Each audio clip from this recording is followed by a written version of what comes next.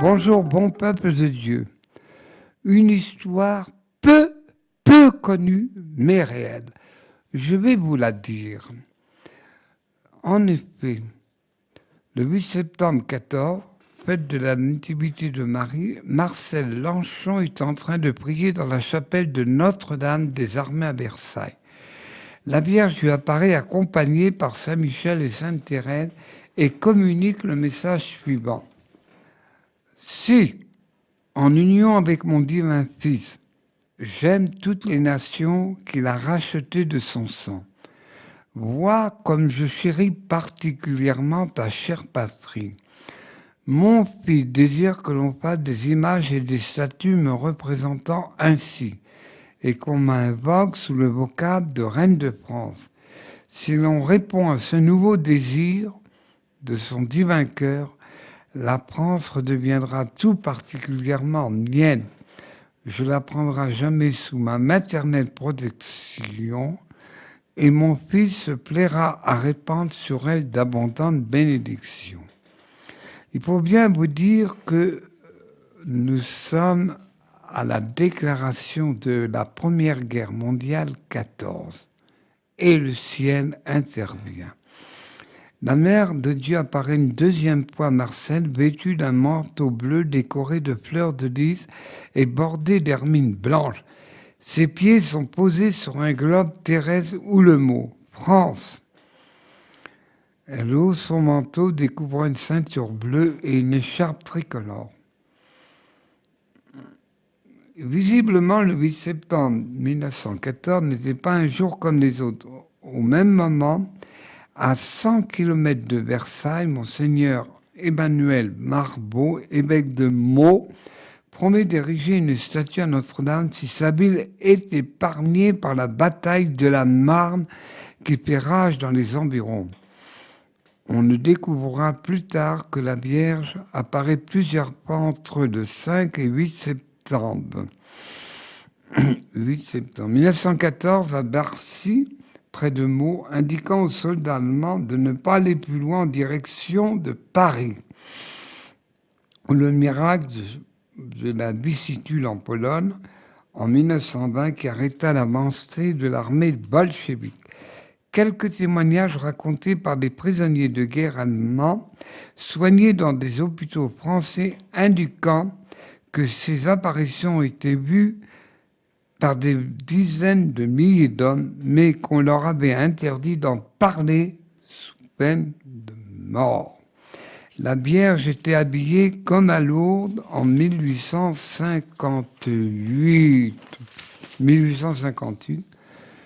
Une ceinture bleue, certains blessés allemands l'identifièrent et lorsqu'ils virent une statue de Notre-Dame de Lourdes, plus tard, Madame Bongard, épouse d'un ancien maire de Barcy, et bénévole dans les hôpitaux, dit à sa fille. Les blessés allemands par centaines disaient tous la même chose. C'est incompréhensible. C'est la Sainte Vierge qui nous a repoussés. Nous l'avons vraiment vue et pourtant nous étions les plus forts. Nous étions en train d'écraser les lignes françaises. Nous allions arriver à Paris et brusquement, ce fut la débâcle.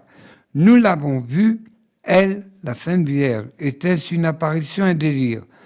De la main, elle nous repoussait devant cette force surnaturelle et nous avons fui, on ne pouvait plus avancer.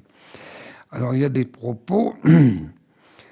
En effet, on avait dit à cette armée qui était nombreuse, ils étaient à 50 km de Paris, mais pour une armée dont à cette époque ils avaient l'habitude de marcher, qu'ils devaient envahir Paris.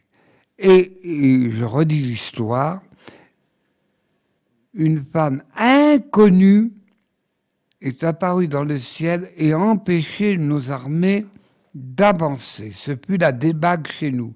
Malgré les ordres des officiers, avancez, avancez! Et nous ne pouvions pas.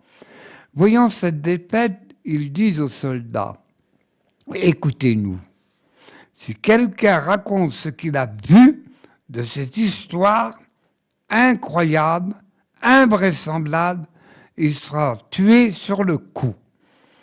Nous nous taisions tous, mais cependant quelques-uns de nos soldats, blessés à mort, étaient portés par la Croix-Rouge et un des soldats parmi tant d'autres qui avait témoigné, il dit « Ma sœur, il faut que je vous dise quelque chose.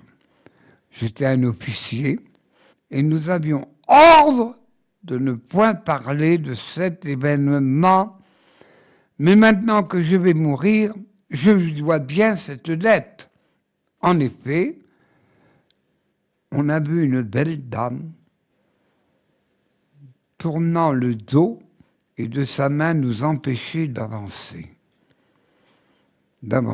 Et quand je suis rentré dans votre hôpital pour me faire soigner, j'ai vu une statue qui représentait la statue de la Vierge de Notre-Dame de Lourdes, habillée tout de blanc avec une ceinture bleue. Mais on s'est dit, mais c'est la Vierge qui nous a repoussés. Voilà, tel que je vous dis, pourquoi Paris fut épargné. Parce que les gens de Paris, la plupart, avaient prié que Paris ne soit pas envahi par les Prussiens de l'époque. Voilà ce grand miracle. Et bien sûr, celle qui a vu la Sainte Vierge à l'église de l'armée de Versailles, eh bien, elle s'est apparue pour bien dire qu'elle est intervenue une fois de plus. Il est assez bizarre dans notre pays que la Vierge Marie nous protège.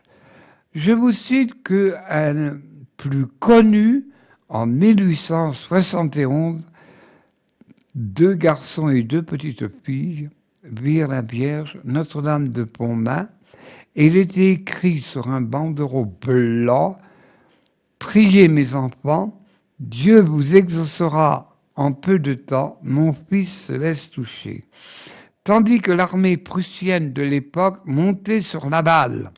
Et là, ils n'y allurent pas. Laval, toute la région de Bretagne, fut épargnée. Et aussi, plus près de nous, en 1947, la France était à 2 doigts d'une guerre civile. Vous savez que toute guerre moderne, aujourd'hui, il faut semer la division pour pouvoir conquérir un peuple, une nation. Eh bien, elle dit à ses 4 filles, eh bien, priez, la France est en grand danger.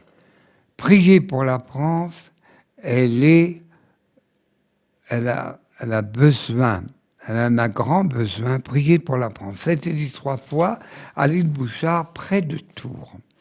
Vous voyez que c'est assez incroyable que la Vierge nous délivre. Mais elle demande toujours, avec insistance, de prier, et un mot qui ne plaît pas aujourd'hui, mais tant pis, c'est comme ça, de faire pénitence.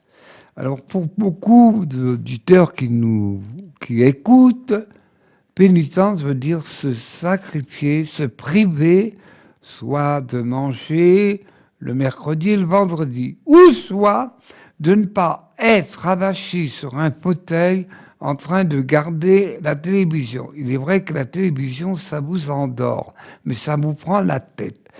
Voilà ce que veut dire le mot pénitence, se priver de quelque chose. Et bien sûr, c'est plus ou moins tombé dans l'oubli, mais c'est simplement pour vous dire, ô bon peuple de Dieu, la Vierge intervient toujours, toujours. Toujours cette fameuse bataille. On pourrait vous en raconter d'autres, mais je ne veux pas vous prendre la tête. Comme je raconte une autre histoire, comme nous approchons de Noël, il est de bon ton dans notre tradition de nos pays anciennement chrétiens de raconter une belle histoire. Et c'est une histoire vraie. C'était pendant la Révolution française en 1789. 92 où on appelait ça la terreur. Et voilà qu'une escouade de soldats, 4 ou 5 hommes, ils allaient du côté de Fougères, séparer la Bretagne par le grand ouest de la France, le Gouesnon, fleuve qui fait beaucoup discuter. Et là, tout d'un coup, ils prennent un jeune homme d'une quinzaine d'années, l'attachent, et tout d'un coup, on entend à peu près vers minuit les cloches, une à une de chaque village, claironner, et les soldats se dire « Mais qu'est-ce qui se passe? Est-ce que la Révolution n'a pas réussi à éteindre ces chrétiens ?» Les 4 soldats, c'était, attention, hein, on n'est pas au temps moderne, où on ramassait des feuilles sèches pour allumer un feu avec des brindilles de bois et du bois. Et là, ils étaient étonnés. Mais qu'est-ce que c'est que ça? Et un peu rêveurs, ils se rappelaient de cette jeunesse en disant « Ah, cette sale guerre, elle nous a mis dans des états !» Et chacun pensait à son enfance. « Ah, moi, j'étais de l'Alsace, et on fêtait Saint-Nicolas, et les fêtes n'en finissaient plus. Nos braves bûcherons allaient abattre un sapin, et bien sûr, on faisait la petite crèche, et à minuit, on dormait. Mais quand c'était le moment de la messe, où les cloches nous réveillaient, « Allez mes enfants, on va à la messe !» Et oui, on y allait de bonne humeur. Il y avait les sucreries, les gâteaux, et les cadeaux et tout.